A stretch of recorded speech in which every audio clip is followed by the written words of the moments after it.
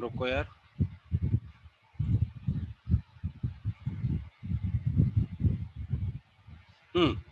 so I was telling you that in today's class we will be doing about, we will be why you guys are here, why every one of you is here, because today we are going to start a new chapter, a second series of your mathematics syllabus, that is mental ability. आज हम लोग mental ability start करने जा रहे हैं। Definitely जैसा कि हम लोगों ने मैथ्स की जर्नी को हम लोगों ने बहुत इंटरेस्टिंग बना के पढ़ा, यहाँ पे भी हम लोग इस जर्नी को बहुत इंटरेस्टिंग बना के पढ़ने वाले हैं। So most of the classes will be combined one, but why there are two reasons for the combination of the classes, because the syllabus for mental ability for 8th and 9th, that is almost the same. Further, most of you were not associated with us in class 8th. Those who are in class 9th, most of you were not associated, except few were associated, जिनको मैं जानता हूँ, जो लोग class 9th में, हम 8th में हमारे साथ थे और अभी भी हैं। So it will serve as a revision for them. Plus जो लोग 9th में हमारे साथ पहली बार जुड़े हैं, उनके लिए it will be like base formation. Plus जो लोग 8th में हमारे साथ अभी जुड़े हुए हैं और 9th में हमारे साथ जुड़ने वाले हैं, so it will be like A double bonus for them, because they will be studying two things at A time. वो 8th क्लास का भी पढ़ेंगे और वो 9th क्लास का भी पढ़ेंगे। So perhaps as far as and हाँ, one more thing, I am not going to leave anything. जो भी 8th क्लास की के सिलेबस में है वो तो वो लोग पढ़ेंगे ही पढ़ेंगे, साथ में कुछ चीजें, थोड़ी सी और चीजें एक्स्ट्रा पढ़ेंगे। तो आई डोंट थिंक एक्स्ट्रा पढ़ना कोई प्रॉब्लम है। ठीक है, तो ये तो हो गया मेंटल एबिलिटी की क्लास कंबाइंड क्यों है, इसका एक्सप्लेनेशन। दूसरी चीज, अब बात करते हैं कि what is this mental ability. Sir ये मेंटल एबिलिटी होती क्या है? Okay, my voice is getting disturbed. Actually there is some internet issue, that is why Yes, sir. it is getting disturbed. So I what I will do is I will switch off my video. Okay, I will switch off my video. Fine. चलो, अब हम बात करते हैं कि mental ability की बात करते हैं कि what this mental ability thing is basically. क्या है ये, किस चिड़िया का नाम है भाई ये मेंटल एबिलिटी? देखो, आप लोगों ने, सब लोगों ने सुना होगा, कल भी शायद मैं 9th वालों से बात कर रहा था तो आप लोग बता रहे थे कि सर सुबह में 5 से 7 आप मास्क नहीं लगा सकते, ऐसा कुछ नियम है, because most of the persons they go for jogging at that time, है ना? कुछ ऐसा ही कल हम लोग बात कर रहे थे। अब भाई फिजिकल एक्सरसाइज के लिए तो हम जॉगिंग करते हैं, लेकिन क्या कभी ऐसा सोचा है कि हमारे शरीर में जो एक छोटा सा ब्रेन है, जो हमारे शरीर में एक 100 ग्राम का ब्रेन है, वो ब्रेन की एक्सरसाइज कैसे होती है? ऐसा तो होता नहीं है कि आप सोए हुए हो और ब्रेन ने इधर से खोला और इधर से निकला और चलते चलते चलते चलते जिम चला गया और वहां पे जाके वो जिम कर रहा है। ऐसा तो कभी हुआ नहीं, मैंने तो नहीं सुना है भाई, अपनी इतनी इतनी बड़ी जिंदगी में मैंने तो नहीं सुना है। आप लोगों ने सुना हो तो बता दो मेरे को, क्या किसी का ब्रेन ऐसे निकल के जाता है क्या जिम करने? अनन्या, प्रांशु, आप लोग का ब्रेन जाता है क्या ऐसे जिम करने? तान्या, बेटा आपका ब्रेन जाता होगा? नहीं सर, बिल्कुल ठीक, नहीं। ठीक है, ठीक है। तो भाई जैसा कि मुझे पता चला है कि किसी का भी ब्रेन जिम करने नहीं जाता है, ठीक है? तो अब भाई, अब ब्रेन को, अब भाई सीधी सी बात है, आप फिजिकल एक्टिविटी नहीं करोगे तो ऑब्वियस सी बात है आप अदनान सामी बन जाओगे। अदनान सामी अब तो खैर पिक्चर में नहीं है, लेकिन पहले हुआ करते थे, काफ़ी ज़्यादा हेल्दी हुआ करते थे। फिर उन्होंने बहुत प्रैक्टिस की, मतलब बहुत ज़्यादा सारी एक्सरसाइज की, तो फिर वो सेडिमेंट्री में हो गए थे। तो अगर आप फिजिकल एक्सरसाइज नहीं करोगे तो आप अदनान सामी बन जाओगे, सीधी सी बात है। अगर आप ब्रेन को एक्सरसाइज नहीं करवाओगे तो आपका ब्रेन भी जो है वो फिजिकल, मतलब आपका आपका मेंटल लेवल डेवलप नहीं होगा, मेंटल लेवल आपका डेवलप नहीं होगा। यहाँ फिर से मैं एक एग्जांपल लूंगा, एक मूवी आई थी कुछ दिनों पहले, 3 इडियट्स। उस 3 इडियट मूवी में 2 कैरेक्टर दिखाए गए थे। एक कैरेक्टर था रणछोड़ दास चांचड़ और दूसरा कैरेक्टर था चतुर रामलिंगम, ठीक है? तो रणछोड़ दास को बॉर्न जीनियस दिखाया गया था, स्क्रू ड्राइवर लेके घूमना, फ्रिज खोल देना, ये कर देना, वो कर देना, क्लास में अजीब अजीब टाइप के सवाल पूछना। तो रणछोड़ दास को बॉर्न जीनियस दिखाया गया था। I can also say that his IQ was well developed. But दूसरी तरफ जो चतुर था, his IQ was not that developed, but that Chatur was shown to be a laborious person. तो इस चीज को अगर मैं मैथ के कंसेप्ट में रिलेट करूं, तो चतुर ने मैथ के बहुत सारे क्वेश्चन सॉल्व किए, तभी चतुर का दिमाग इतना ज्यादा हेल्दी हो पाया कि वो 5 साल के बाद एक बहुत बड़ी कंपनी का वाइस प्रेसिडेंट बन गया। ठीक है। And Rancho was a born genius. अब देखो भाई, बॉर्न जीनियस हम हैं कि नहीं है, इस पे तो हमारा कोई कंट्रोल है नहीं। अगर नहीं है तो क्या कर सकते हैं, नहीं है तो क्या कर सकते हैं, कुछ नहीं कर सकते। लेकिन कुछ ना कुछ तो लाइफ में करना ही पड़ेगा ना भाई, जन्म लिया है तो कुछ ना कुछ तो करना पड़ेगा। तो इसके लिए आपको करना क्या है, इसके लिए जो सब्जेक्ट है जो आपके दिमाग की एक्सरसाइज करवाएगा, उस सब्जेक्ट का नाम है मेंटल एबिलिटी। अभी आप लोग की एज अगर मैं पूछूं तो मैक्सिमम इस क्लास की एज होगी 12 साल या 13 साल, या बहुत ज्यादा से ज्यादा 14 साल, क्योंकि 15 साल की उम्र में हम लोग नॉर्मली 10th क्लास का एग्जाम देते हैं। तो बहुत ज्यादा से ज्यादा 14 साल। आप लोग जब इंडिया का वर्क फोर्स बनोगे, तब आप बनोगे, तब आपकी एज होगी 22 साल। 22 साल या 23 साल में आप इंडिया का एक वर्क फोर्स बनोगे। आजकल तो लोग 22 साल की उम्र में IAS का एग्जाम क्वालिफाई कर लेते हैं। तो 22 साल की उम्र में आप वर्क फोर्स बनोगे इंडिया का।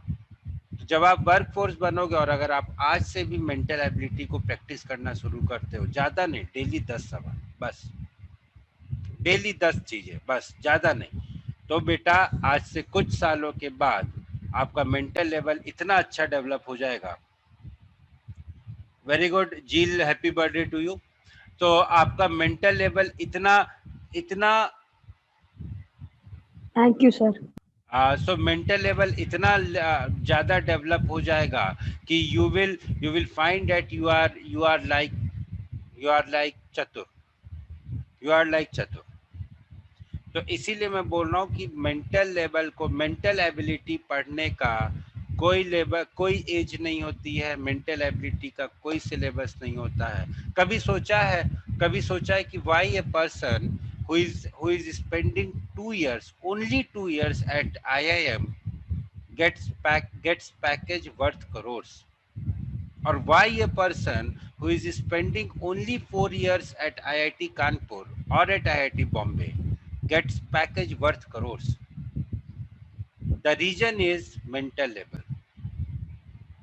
और मेंटल लेवल कैसे बनेगा? क्या आईआईटी कानपुर में जो हर साल जो 500 बच्चों का एडमिशन होता है, 500 का होता हो 400 का, तो मुझे एग्जैक्टली नहीं मालूम, लेकिन अगर हर साल 400 बच्चों का या 500 बच्चों का एडमिशन होता है, क्या वो सारे के सारे एल्बर्ट आइंस्टीन की जनरेशन से बिलोंग करते हैं?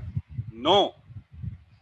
The thing is, why they are at IIT Kanpur and any XYZ is at say a very bad college, not a bad college. Bad college word is inappropriate. A college that is good for nothing. Why he is there and why one person is at IIT Kanpur? The reason is mental level। The reason is mental level. और mental level कैसे develop होगा? Mental exercise से। भाई body में 6 pack कैसे develop होते हैं? Exercise से। Why Salman Khan has 6 pack और say whatever Hrithik Roshan has 6 pack? Because they spend most of their time in gym. Why Virat Kohli is so fit? Because he spends lot of time in gym. मैं आपको ये नहीं बोल रहा कि आप सारे के सारे क्लास छोड़ के जिम चले जाओ, वो तो आप जाओगे ही। Sir Akshay Kumar, whatever he is यार, मुझे ज्यादा नहीं आइडिया इन लोग के बारे में, तो जो भी है चलो अक्षय कुमार ही ले लो। मैं ये नहीं बोल रहा कि आप, वो तो आप लोग जाओगे ही जिम कभी ना कभी, आज नहीं तो कल, नहीं तो 4 साल के बाद, वो तो जाओगे ही, सारे के सारे जाओगे, उसमें कोई डाउट नहीं है। लेकिन दिमाग की जिम कहाँ से करोगे? दिमाग की जिम यहाँ से होती है। अब ये एक अप्रोप्रिएट टाइम है, 8th वालों के लिए भी एक अप्रोप्रिएट टाइम है कि अपने दिमाग को डेवलप करो। 9th वालों के लिए भी अप्रोप्रिएट टाइम है कि अपने दिमाग को डेवलप करो, और 10th वाले तो कर ही रहे हैं। तो my dear friends, after giving 20 minutes of lecture, one thing I would like to tell you, one thing I would like to tell you कि in any case please don't try to miss the reasoning class, क्योंकि मैं अपना personal experience बता रहा हूँ, जो level है आप लोगों का, आप लोगों को बहुत मजा आने वाला है। मैं 10th क्लास की रीजनिंग लेता हूँ और मुझे ज्यादा मेरे को पढ़ाने की जरूरत ही नहीं पड़ती, उन्हें सब पता रहता है, because their mental level is like this. And आप लोग ओके और आप लोग का भी मेंटल लेवल कुछ इसी तरीके का है। So please please don't don't miss the class in any situation, don't miss the class in any situation. Okay,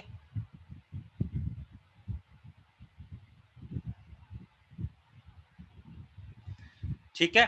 तो आप लोग जो है please don't miss the class in any situation, specially this reasoning class. Okay, बाकी चलो maths की class miss करोगे, maths में तो ऑलमोस्ट सिलेबस कंप्लीट हो ही गया, 8th का भी हो गया, 9th का भी हो गया, तो मैथ्स की क्लास मिस करोगे तो मैं फिर भी संभाल लूंगा।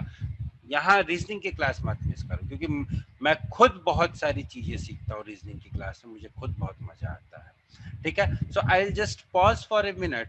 यहाँ पे इंटरनेट कनेक्शन प्रॉब्लम हो रहा है, I will just switch on to another network, so just give me 30 seconds। हाँ, I was telling you the name of the topic that we are going to study today is logical alphabet। Alphabets को logical लिखना, alphabets को logical लिख के पढ़ना, this is what we are going to study today. अब देखो भाई, यहाँ पे एक टेबल ऊपर से नीचे तक उड़ती हुई आई है, इस टेबल का नाम है, इसको बोलते हैं अपन, यहाँ पे क्या लिखा हुआ है एबीसीडी, और एबीसीडी के नीचे कुछ नंबर्स लिखे हुए हैं। देखो बचपन से एबीसीडी सबको आती है, ऐसा कोई नहीं है जिसको एबीसीडी नहीं आती होगी। मेरी 6 साल की भांजी है, उसे भी एबीसीडी आती थी, जब वो 2 साल की थी, 3 साल की थी, तब भी उसे एबीसीडी आती थी। तो आप लोग को तो ऑब्वियस सी बात है एबीसीडी आती ही होगी। लेकिन यहाँ पे हम एबीसीडी को एक दूसरे तरीके से लिखने जा रहे हैं, हम एबीसीडी को एक दूसरे तरीके से लिख के समझने जा रहे हैं। कौन सा तरीका है सर? देखो ध्यान से देखना, पहले मैंने क्या किया, ए लिखा, फिर बी लिखा, फिर सी लिखा, इस तरीके से मैं एम तक गया। उसके बाद मैंने एम के नीचे एन लिखा, एन के नीचे ओ लिखा, ओ के नीचे पी लिखा, और फिर मैंने इस तरीके से रिवर्स कर दिया। ए की पोजीशन अल्फाबेट सीरीज में 1 होती है और Z की पोजीशन 26 होती है। सो 1 पर plus 26 here is equal to 27। 1 plus 26 here is equal to 27. 2 plus 25 here is also equal to 27. Similarly, what you will find that the sum of the numbers in every column, the sum of the numbers in every column is 27। देख लो, किसी को भी उठा लो, 6 plus 21 is again 27, 9 plus 8। हाँ sir आपने 5 minute क्या करवाया बताया सर कि मेरा वो पीसी क्रैश हो गया। क्या हो गया सर? मतलब ये पीसी बंद हो गया था sir. So 6 plus 21 is also equal to 27. 7 plus 20 is also equal to 27. यहाँ देखो 9 plus 18 is also equal to 27. 12 plus 15 is also equal to 27. And finally 13 plus 14 is also equal to 27. So what I have found here is sum of the numbers across all the group, across all the columns is 27. एक काम करो बेटा, इस screen का screenshot ले लो और इसका एक प्रिंट आउट निकाल के जहां पे भी रखते हो वहां पे इसको रख लेना। और आपको इसको याद कैसे करना है, याद रखना, अब इसको याद कैसे करना है कि आपको ये याद रखना है कि ए के नीचे जेड आता है, बी के नीचे वाई आता है, सी के नीचे एक्स आएगा, डी के नीचे डब्ल्यू, ई के नीचे वी, एफ के नीचे यू, जी के नीचे टी, एच के नीचे एस, आई के नीचे आर, जे के नीचे क्यू, के नीचे पी, एल के नीचे ओ एंड एम के नीचे N. This is a very useful concept and it will be used. Sir हाँ सर हम लोग ऐसा कर सकते हैं, मतलब समझ लो कि हमें ई का पूछा है तो फिर हम लोग एस आगे की पोजीशन निकालेंगे और फिर पीछे से भी जो लेटर आएगा उतने नंबर का पोजीशन निकालेंगे, तो फिर उस हिसाब से पैर कर सकते हैं। कर सकते हो लेकिन उसमें टाइम लगेगा। कर सकते हो लेकिन उसमें टाइम लगेगा। देखो, रीजनिंग के क्वेश्चंस कोई भी सॉल्व कर सकता है। एक थर्ड क्लास का बच्चा भी रीजनिंग के क्वेश्चन सॉल्व कर सकता है। एक IIM ग्रेजुएट भी रीजनिंग के क्वेश्चन सॉल्व कर सकता है। But why he is an IIM graduate and why he is third class का बच्चा? Because of the time that they are taking. आज से 2 साल के बाद, आज से 1.5 साल के बाद, परहैप्स आज से 1 साल के बाद ही आप एक एग्जाम में अपियर होगे। उस एग्जाम में आपको 1 घंटे में 100 सवाल करने होंगे। तो पर question just calculate how much time you will get per question, my dear friend, you will just get how much time? Just 40 seconds. Sir हाँ 0.6 बोलिए, बोलो। 0.6 minute. 0.6 minutes. So 0.6 minutes is how many seconds? 36 seconds. seconds. 36 seconds. So you will just get 36 seconds to solve a single question. So my dear friend, here the speed is the key. और अगर उस paper में बेटा अगर 100 में से 90 सवाल नहीं सॉल्व हुए, भूल जाना, सिलेक्शन होगा नहीं होगा। सिलेक्शन लिख के दे सकता हूं, क्योंकि फॉर्चुनेटली और unfortunately you belong from Gujarat zone, और गुजरात जोन का जो कट ऑफ होता है वो बहुत हाई जाता है। गुजरात जोन का कट ऑफ बहुत हाई जाता है। इट इज अराउंड 180 और 190 out of 200। So it is very high, and unfortunately you are in Gujarat zone. So please try to minimize the time. ठीक है, आप जो Sir, बोल no रहे हो problem. When we will give exam, we will go to another state for giving exam. क्या? You will go to Another state where this marks are very low for selection. बेटा ऐसा नहीं। सो अभी फिलहाल के लिए आप लोग इस टेबल को बस याद रखो कि from if I am starting from left to right and if the position of A is 1, then अगर मैं इस तरीके से लिखूं तो A corresponds to Z, A के अपोजिट में Z आएगा, B के अपोजिट में Y आएगा एंड M के अपोजिट में N आएगा। This is what you have to remember. What is its application that I will tell you at a later stage, but currently फिलहाल अब के लिए अभी आप इसको याद कर लो, इसको याद कर लो। ये मैं आपको पहली क्लास में मैं इस चीज को इसीलिए बताता हूँ क्योंकि एक दिन में ये चीज नहीं याद होने वाली। इस चीज को याद करने के लिए टाइम लगेगा। सोचोगे कि रट लूं, मैं तो रट सकता हूं, मैं रट लूं, तो नहीं हो पाएगा। कंफ्यूज होने लगोगे, के नीचे क्या था, पी था कि क्यू था, आई के नीचे क्या था, आर था कि एस था या क्यू था। कंफ्यूज हो जाओगे, परेशान हो जाओगे, रीजनिंग से मन हट जाएगा। ठीक है, इसलिए ये चीजें मैं क्लास के पहले दिन बताता हूँ कि आप लोग जो है इस चीज का एक print, if possible take a print out, if not possible take screenshot and see this. दिन भर में 4 बार इसको देखो, याद हो जाएगा, अपने आप याद हो जाएगा। चलो next, moving ahead, coming back to the topic. इस टॉपिक में डिफरेंट टाइप के क्वेश्चंस आते हैं। जो अल्फाबेट टेस्ट टॉपिक है उस टॉपिक में डिफरेंट टाइप के क्वेश्चंस आते हैं। The first question that we face is, the first type of question that we face is alphabetical order. अब इस टाइप के क्वेश्चंस को करने के लिए डिक्शनरी तो आप सबने देखी होगी, डिक्शनरी आप सबने देखी होगी। डिक्शनरी में कैसे अरेंज होता है, वर्ड्स कैसे अरेंज होते हैं। पहले सबसे पहले अल्फाबेट ए से बनने वाले वर्ड्स अपन लिखते हैं। उस अल्फाबेट ए से बनने वाले वर्ड्स में ए के बाद अपन ए की बात करते हैं, फिर उसके बाद ए की बात करते हैं, या फिर उसके बाद ए बी की बात करते हैं, फिर ए सी की बात करते हैं। इस टाइप से चलता है। तो we arrange the words alphabetically and this is what you have to answer in this topic. आपके पास इस टॉपिक का जो पहला टाइप का क्वेश्चन आएगा वो ये आएगा कि इन सारे वर्ड्स को डिक्शनरी में कैसे अरेंज करते हैं, वो अरेंज करके दे दो। तो वो आपको अरेंज करना, चलो देख लेते हैं कौन कौन से क्वेश्चंस आते हैं। देखो जैसे एक सवाल है आपके सामने, कहाँ गया सवाल, अच्छा ये रहा। सवाल ये है कि ये जो वर्ड्स हैं select, seldom, selfish, seller, send, second and section, in words को आपको डिक्शनरी में के हिसाब से अरेंज करना है, प्लस आपको ये बताना है कि मिडिल वाला वर्ड कौन सा है। अब मिडिल वाला वर्ड कौन सा है ये पहचानने के लिए सबसे पहले आपको पता लगाना होगा कि यहाँ पे टोटल कितने वर्ड्स हैं। There are total 7 words here, so you have to tell me which word will be the middle word. देखते हैं सबसे पहले कौन आंसर देता है फर्स्ट। चलो जल्दी, अभी तक आंसर आ जाना चाहिए। Sir seldom. Seldom. seldom Okay, everyone is saying sir is not seldom. Sir select आएगा, सर सिलेक्ट आएगा, सिलेक्ट मिडल में आएगा।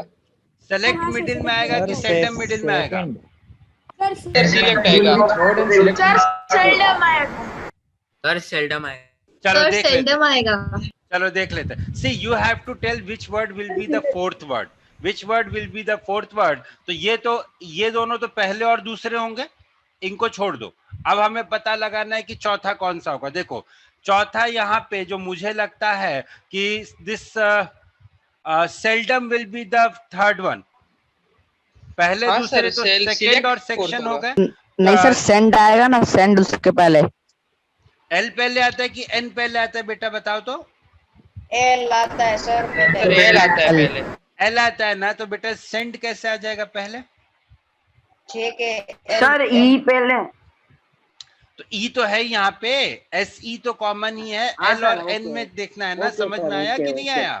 हाँ सर, हाँ। ठीक है, तो देखो पहला और दूसरा तो या तो सेकंड होगा या सेक्शन होगा। पहला सेकंड होगा, दूसरा सेक्शन होगा। तीसरा वर्ड जो होगा वो मेरा सेल्डम होने वाला है। तो चौथा वर्ड कौन सा होगा?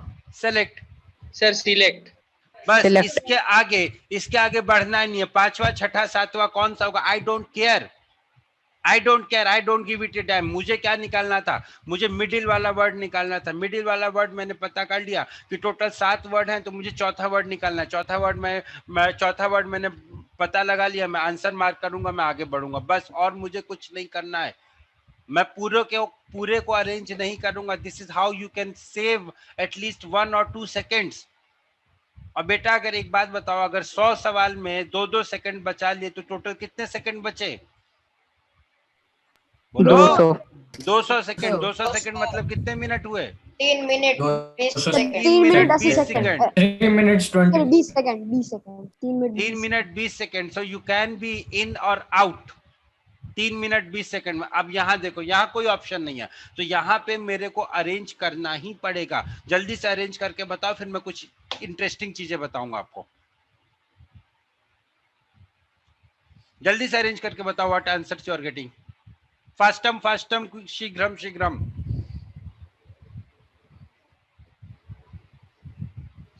Sir option B. Option B, okay. 5 1 4 Yes, sir, 3 B. 2 6। Sir 5 ठीक है, चलो I am taking this option as for granted कि हाँ ऑप्शन नंबर बी ही होगा।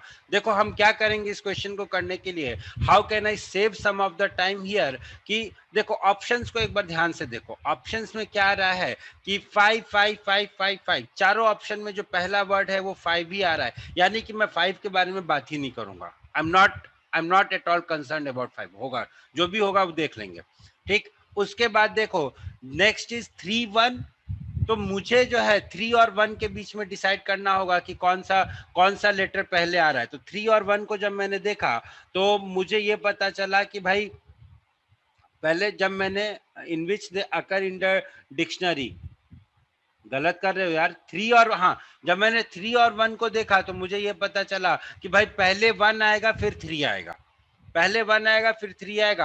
तो या तो मेरा ऑप्शन ये होगा, या तो ये होगा, या तो ये होगा। अब आगे बढ़ते हैं। अब यहाँ पे लड़ाई है 4 और 3 के बीच में।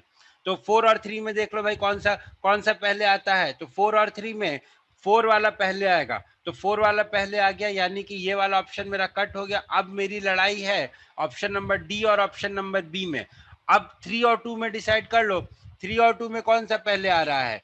3 और 2 में सबसे पहले 3 आएगा, so this will be my correct option. 3 और 2 में सबसे पहले 3 आएगा, so this will be my correct option. पूरा अरेंज करने की जरूरत नहीं है, क्या किया मैंने फिर से समझो। मैंने सबसे पहले ऑप्शंस को एक बार ध्यान से देखा। ऑप्शंस को जब मैंने ध्यान से देखा, now these things depend upon case to case. ऐसा नहीं है कि सर ने ये बोला तो this is a standard method. Mathematics में मेरा बोला हुआ मेथड स्टैंडर्ड हो सकता है, लेकिन यहाँ पे मेरा बोला हुआ मेथड स्टैंडर्ड नहीं हो सकता है। मैंने क्या किया, my approach will be, first of all I looked at the options. मुझे ये पता चला कि 5 सब में है, 5 सब में पहला वर्ड लेटर है, letter number 5, word number 5 is the first word in all the options. तो I am not at all concerned about 5। होगा कुछ, मैं 5 के बारे में देखूंगा ही नहीं। सेकेंड लेटर क्या है, देखो एक ऑप्शन में सेकेंड लेटर 3 है और बाकी 3 ऑप्शन में सेकेंड लेटर 1 है। तो आई विल डिसाइड या तो ये वाला ऑप्शन सही हो सकता है या तो ये तीनों सही हो सकते हैं। अब एग्जामिनर इतना बेवकूफ होता नहीं है कि वो इस वाले ऑप्शन को सही कर दे, लेकिन फिर भी मैं 3 और 1 में से डिसाइड करूंगा कि कौन सा ऑप्शन मेरा पहले आएगा। तो मैंने देखा तो मुझे पता चला कि पहले 1 आएगा। उसके बाद मैं अगले ऑप्शन पे गया, अब now I am not concern about this, forget it. उसके बाद मैं अगले पे गया तो यहाँ पे 4 है, यहाँ पे 3 है, यहाँ पे 4 है। तो अब मुझे डिसाइड करना पड़ेगा 4 और 3 में पहले कौन आएगा। तो मुझे पता चला कि भाई सर पहले 4 आएगा। फिर मैं नेक्स्ट पे गया तो यहाँ पे 3 है, यहाँ पे 3 है, यहाँ पे 4 है। तो यहाँ से कुछ नहीं पता चल रहा है। यहाँ पे 3 है, यहाँ पे 2 है। अब मैं 3 और 2 के, अब मुझे 4 और 2 के बीच में डिसाइड करना पड़ेगा। 4 और 2 के बीच में मैंने डिसाइड किया तो मुझे पता चला कि पहले मेरे पास 2 आएगा। तो 2 आ गया, बस हो, सॉरी, पहले मुझे पता चला कि 2 आएगा, वो मैंने 2 को मार्क कर दिया एंड देन मैंने 2 को मार्क कर दिया and then I mark my answer and हो गया, खत्म। So this is how you have to attempt the question. चलो एक क्वेश्चन को और ट्राई करते हैं। इस क्वेश्चन में बताओ what will be the a group of letter is given and you have to form a meaningful word. You have to form a meaningful word. जल्दी से बताओ कौन सा meaning. Sir A sir A option, sir option A, option A sir. Aspect. Okay, so you guys are saying that the correct answer will be option number A and the word will be aspect, ASCEPT, right? यही होगा ना, yes नहीं sir. Sir, है ना? The word will be ASCEPT, यही तो बोला। Sir sir होगा सर। क्या होगा? AS एक बोलो यार। सी और इंटरचेंज कर दो, सी और पी की जगह इंटरचेंज कर दो। ASPECT है ना? हाँ सर। हाँ सर। भाई मैं जो है सरकारी स्कूल से पढ़ा हुआ हूँ, मेरी अंग्रेजी बहुत कमजोर है भाई। मैं सर चैट में भी किसी ने एब्सेक्ट ही लिखा था। कोई बात नहीं, मेरी अंग्रेजी बहुत कमजोर है भाई, तो मेरी अंग्रेजी पे ना जाएं, मेरे बताए हुए मेथड पे जाएं। चलो नेक्स्ट क्वेश्चन। अब देखो क्वेश्चन नंबर 4 की बात करते हैं। Let us talk about question number 4. Now you have to tell me if any two letters in the word prison have as many letters between them as in the English alphabet, they form an alpha pair. Now how many such alpha pairs are there in the word? देखो कहने का मतलब क्या है? Now this type of question is very interesting. This type of question is very interesting. इसमें क्या बोलते हैं कि सर ये जो एक वर्ड है prison, ये जो एक वर्ड है prison, इसमें देखो let me try to explain this question. PRISON, ये जो वर्ड है prison, सर इस वर्ड में इसमें P और R के बीच में अभी फिलहाल तो एक भी लेटर नहीं है। हमको ऐसे पेयर्स पता लगाने हैं जिनके बीच में उतने ही लेटर्स हों जितना कि एग्जैक्टली इंग्लिश अल्फाबेट में उनके बीच में होते हैं। हमें ऐसे पेयर बताने हैं जिनके बीच में एग्जैक्टली उतने ही लेटर्स हों जितना कि इंग्लिश अल्फाबेट में उनके बीच में होते हैं। अब इस क्वेश्चन को करने का कई सारे मेथड होते हैं। You can do it directly, अगर आपको ABCD याद है तो आप डायरेक्टली सर क्वेश्चन एक और बार समझ सकते, थोड़ा समझ में नहीं आया बेटा। इसमें आपको क्या करना है, जैसे PR है ना, देखो यहाँ पे आपने, यहाँ पे इन्होंने एक चीज डिफाइन की है, अल्फा पेयर। अल्फा पेयर ये होता, अल्फा पेयर वो पेयर्स होते हैं जिनके बीच में, सर शायद 3 आएगा। एक minute, let me explain him, let me Okay, explain him please, let me explain him. Okay sir. एक कोई पूछ रहा है कि सर क्या है क्वेश्चन में, और आप लोग बीच में आंसर दे रहे हो। I respect your curiosity, but please wait. देखो बेटा, यहाँ पे देखो जो लेटर है पी और आर, ठीक है, इन दोनों लेटर्स के बीच में कोई लेटर नहीं है, कोई अल्फाबेट नहीं है। बट इंग्लिश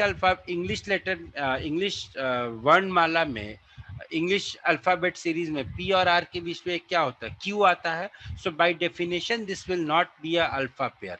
अल्फा पेयर वो पेयर्स होते हैं जिनके बीच में उतने ही लेटर्स हों, वर्ड में उनके बीच में उतने ही लेटर्स हों जितना कि इंग्लिश अल्फाबेट में एक्चुअली में होते हैं। So such type of pairs are called alpha pairs. I hope झील समझ में आ गया होगा आपको नाउ।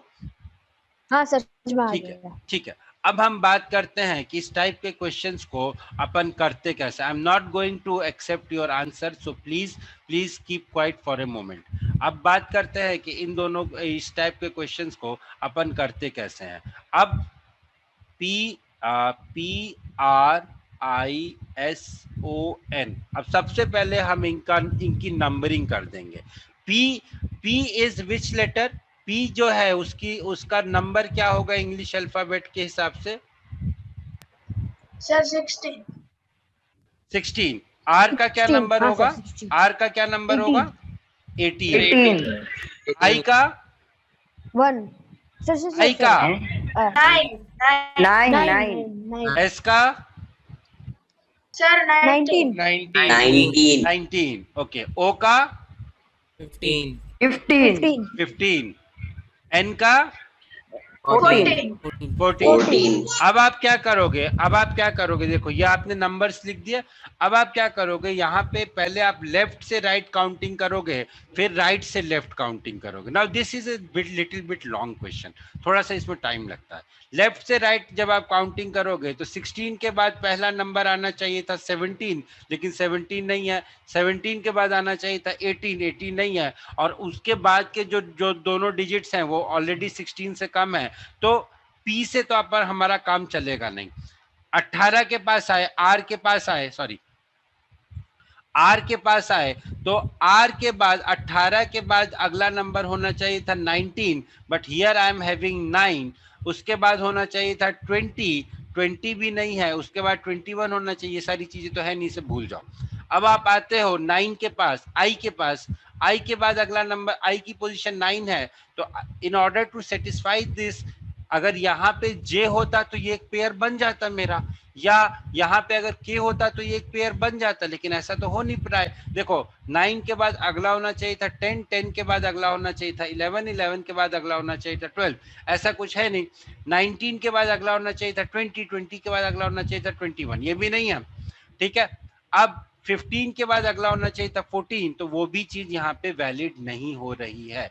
तो अब हम क्या करेंगे, एक तो हमारा हो गया लेफ्ट टू राइट, अपन ने काउंटिंग कर ली। अब अपन काउंटिंग करेंगे राइट टू लेफ्ट। अब देखो यहाँ पे क्या है 14 के बाद अगला क्या होना चाहिए था 15, तो NO is one my pair. उसके बाद अगला क्या होना चाहिए था 16, वो नहीं है। 16 के बाद अगला क्या होना चाहिए था 17, वो भी नहीं है। 17 के बाद अगला क्या होना चाहिए था 18। सो NR will also be my one of the pair। 18 के बाद अगला क्या होना चाहिए था 19, यहाँ पे क्या है 16, तो वो भी नहीं चलेगा। अब आ जाओ दूसरे वर्ड पे 15 के बाद 16 के बाद 17 के बाद 18। सो OR is one of my pair। 18 के बाद 19, तो 19 यहाँ नहीं है, छोड़ दो। 19 से अपन कुछ लेंगे नहीं, 9 के बाद कुछ लेंगे नहीं, 16 के बाद 18 के बाद कुछ लेंगे नहीं, और 16 के बाद भी अपन कुछ लेंगे नहीं। So I have total 3 pairs here, NO, NR and OR। I have total 3 pairs, NO, NR and OR। हाँ Sir, there will be one sir more. Sir PS भी एक पेयर बनेगी ना? PS 16 17 18, हाँ ठीक है, बनेगी। PS भी एक पेयर बनेगी, हाँ ठीक है। there will be one more pair which is equal to PS. So there will be total 4 pairs NO, NR, OR and PS. NO, NR, OR and PS. So there will be total 4 pairs here. So the correct answer of this question will be option number A, that is 4. इस type के sir मैं NR करना भूल गया था sorry. हाँ तो गलत कर रहे हो, क्यों भूल जाते हो इस टाइप अरे के सर वो क्वेश्चन? गलती से भूल गया। अच्छा, एनआर हो गया, बाद में भूल गया वो एनआर कर। थप्पड़ खाओगे ना तो याद रहेगी चीजें, थप्पड़ खाओगे तो याद रहेगी चीजें। चलो कोई बात नहीं, अगली बार मत भूलना बेटा, ठीक है। Next question is number of letters skipped in between adjacent letters in the series is odd. Which one of the following observes this rule? अब देखो भाई, ये जो बता दो भाई, तुम ही आंसर बता दो, क्या है आंसर बता दो भाई सवाल का। Option number A, okay, B के बाद सी। अब कैसे करेंगे सर? अब कैसे करेंगे सर? एक काम करते, नंबरिंग कर लेते। मेरे को तो भाई देखो नंबरिंग करने वाला तरीका बहुत आसान लगता है। B D H L R. B का नंबर कितना था 1, डी का नंबर कितना था 4, इसका नंबर कितना होगा 8, इसका नंबर एल का कितना नंबर होता है भाई 12। एल का कितना होता है नंबर 12। बी का 2 होगा। ओके बी का 2, हाँ सर 12 होता है। एल का 12 और आर का कितना है? हाँ सर। आर का कितना है? सर 18। ऑप्शन ए नहीं होगा। अब देख लो भाई, 2 यहाँ पे तो 1 आ रहा है और यहाँ पे 6 7, मतलब 5 6 7, तो ये भी सेटिस्फाई कर रहा है। 9 10 11 12 यहाँ पे ज्यादा होने चाहिए थे numbers. See the number of letters skipped between the adjacent letter in the series is odd. Odd है 9 10 11 ही होगा ना, 12 थोड़ी ना होगा। 9 10 11 होगा, 9 10 11 होगा, तो ये ठीक है, ये भी मैं मान सकता हूँ। तो 9 10 11 हो गए, यहाँ पे भी ऑड है। अब यहाँ पे आ जाओ, 13 14 15 16 17, तो here also there are 5 letters, so I think option number A will be the correct answer. Option number A will be the correct answer. लेकिन यहाँ पे एक चीज यहाँ पे चेक करने वाली ये है कि क्या लेटर्स जो ऑड में जो है, क्या वो इंक्रीजिंग में तो नहीं है? इन्होंने ऐसा कहीं नहीं लिखा है कि जो ऑड सीरीज में है वो इंक्रीजिंग या डिक्रीजिंग। 1 3 5 7 9 11 ऐसा कहीं नहीं लिखा हुआ है। सी रीजनिंग में एक और बहुत बड़ी चीज होती है कि how you are understanding the question. यहाँ पे कहीं पे भी ये नहीं लिखा हुआ है कि they are increasing order, that is 1 3 5 7 9 11, ऐसा नहीं है। ऑड है तो 1 भी हो सकता है, 3 भी हो सकता है, 5 भी हो सकता है, 1 3 5 भी हो सकता है, 1 3 5 3, इस टाइप से भी हो सकता है। ठीक है, तो यहाँ पे कहीं ये नहीं लिखा हुआ है कि it is in increasing order और it is in decreasing order. Please mind it. इस टाइप से छोटी छोटी चीजें जो होती है ना, जो कंफ्यूज करती हैं, उनसे थोड़ा सा सावधान रहना। हाँ बोलिए Sir, in this third option is EIMQV. So in this we need to spend a lot of time to check. Like from E to I there are 3, and from I to M again there are 3, and from M to Q there is a long distance. So in for that we need to write a lot of letters there. So that will take a lot of. नहीं यार, M से Q के बीच में भी तो 3 ही है। NOP sir NOP है। तो हाँ सर, उसके बाद फिर V के लिए P से यहाँ पे RSTU 4 हो गई। That is why it is not.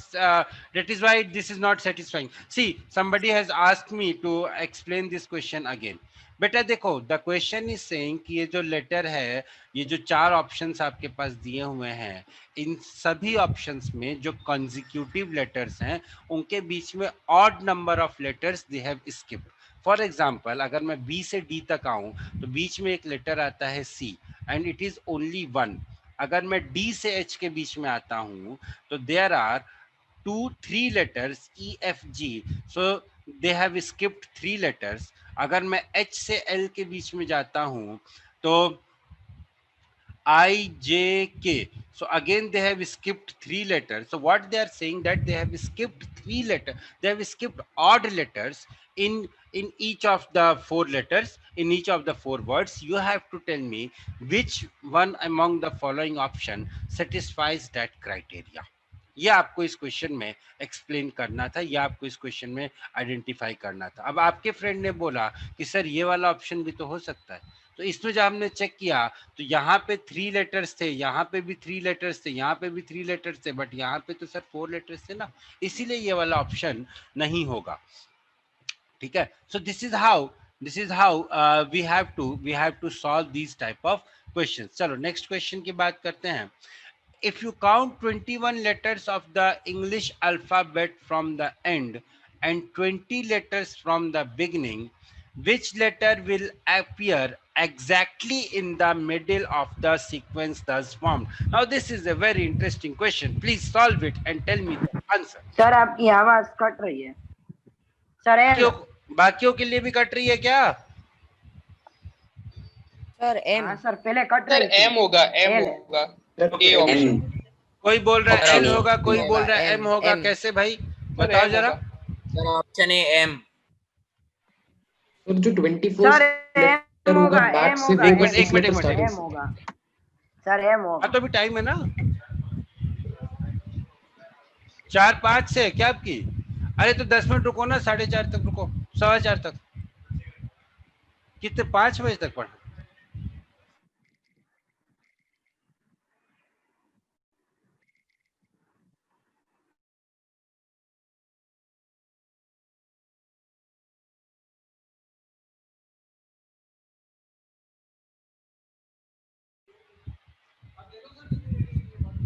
ठीक है.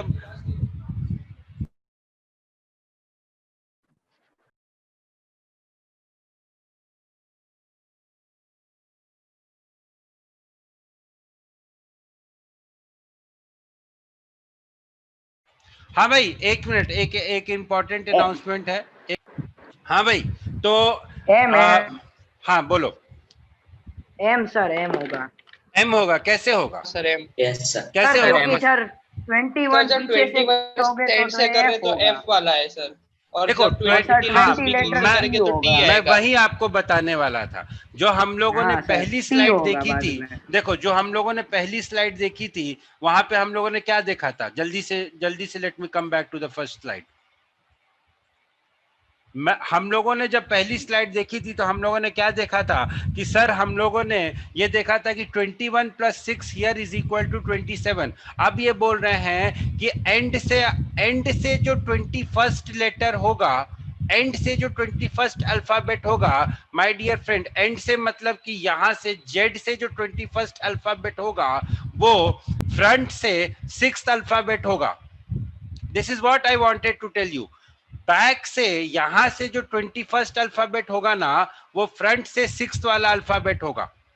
तो that means from here they are talking that अब क्वेश्चन पे आते हैं. मतलब सर मतलब आपने जो वो पहले करवाया था इसका एप्लीकेशन ये वाले क्वेश्चन में हो सकता है. इसके एप्लीकेशन और भी कई सारे हैं, इसमें नहीं, इसके एप्लीकेशन और भी कई जगह है. नाउ यू आर सेइंग इसमें भी हो सकता है. Now you are saying if you are counting 21 letters in the English alphabet from the end, 21 letters from the end मतलब कि जो 21st letter होगा वो मेरा F होगा. That will be the 6th letter from the beginning and 20 letters from the beginning. 20 letter तो यहाँ पे हो गए मेरे पास 21, यहाँ पे हो गए 21 लेटर्स. और उसके बाद मुझे क्या करना है, I have to write 20 letters from the beginning. तो राइट से 20 लेटर्स मतलब कहाँ पे एंड होगा, कहाँ पे जाके एंड होगा मेरा सीक्वेंस. सर टी पे. लेकिन is it necessary, is this much of exercise is necessary?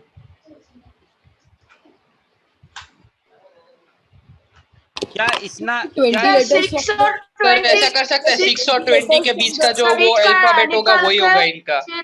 हाँ सर. क्या इतनी मेहनत जो हम लोग कर रहे हैं ये जरूरी है कि 21 लेटर्स, एक मिनट एक करके बोलो, एक करके बात करो। 21 letters from the and and 20 letters from the beginning, एक सीरीज लिखें। देखो क्वेश्चन तो सॉल्व कैसे कर लेंगे कि भाई 21 लेटर्स फ्रॉम द एंड, यहाँ से लिख दो, जेड से लेके एफ तक लिख दो। उसके बाद क्या करो, उसके बाद यहाँ पे 20 लेटर्स फ्रॉम द बिगनिंग, ए से लेके फिर 20 लेटर्स क्या है, टी है, वो लिख दो। तो यहाँ पे आपने 21 लेटर्स ये लिखे और 20 लेटर्स ये लिखे, तो टोटल आपने 41 लेटर्स लिखे। So basically you want the 20th letter, क्या होगा 20th लेटर, ये आपको लिखना है। But is this necessary? Sir इसमें कर सकते हैं कि सर ये जो ए पोजीशन स्टार्टिंग से 6th मिल गई सर, तो हम कर सकते हैं कि टोटल डिस्टेंस जो 20th लेटर स्टार्टिंग और 6th लेटर जो है एफ मिला ही है पहले से, उनके बीच में कितने लेटर्स हो गए, 20 - 6 जो 14 हो गए, तो उनका मिडिल का नंबर 7, तो एफ से 7 काउंट करेंगे तो एम ही आएगा। एक मिनट हाँ बोलो, कोई कुछ बोल रहा है, बोलो। सर इसकी जगह ये कर सकते हैं कि सर यहाँ पर लिखा है 21 लेटर्स फ्रॉम, सर इसका मतलब कि जो पहले से 5 लेटर आगे है वो वाला, तो यानी सर 6 लेटर, सर और 6 लेटर है एफ। सर और पूछा गया है कि end 20 letters from the beginning, तो सर उसका मतलब 7th letter from the end which is T. 6 letters काट दो, तो सर 6 लेटर्स काटेंगे तो टी आएगा इसलिए। हाँ ठीक है, टी आ गया। फिर चलो एफ और टी तो मिल गया मेरे को, अब क्या करूं? सर इसके बाद सर उसमें काउंट कर लो कितने लेटर डिवाइड बाय। सर मैं ये बोल रहा था सर, इसमें ये टी निकालने की जरूरत ही नहीं पड़ती सर, मैं बोल रहा हूँ। बोलो कैसे बताओ सर हमें ये पता चल गया कि स्टार्टिंग से जो वो एफ लेटर है वो 6th है सर, ये पता चल गया। और हमें स्टार्टिंग से 20th लेटर फाइंड नहीं करना, तो हम क्या करेंगे कि एफ लेटर और 20th लेटर के बीच में कितने लेटर्स हो गए सर, 20 - 6 जो 14 लेटर्स हो गए इसके बीच में। फिर अगर हम हमें मिडल वैल्यू फाइंड करनी है तो हम 14 डिवाइडेड बाय 2 कर देंगे, तो 7th लेटर, मतलब अब एफ से 7 लेटर काउंट करो, वो उन दोनों का मिडल एफ से 7 काउंट करो, या फिर 60 या फिर टोटल सीरीज का 13th लेटर काउंट कर लो। हाँ सर, अल्फाबेटिकल सीरीज का 13th लेटर काउंट कर लो।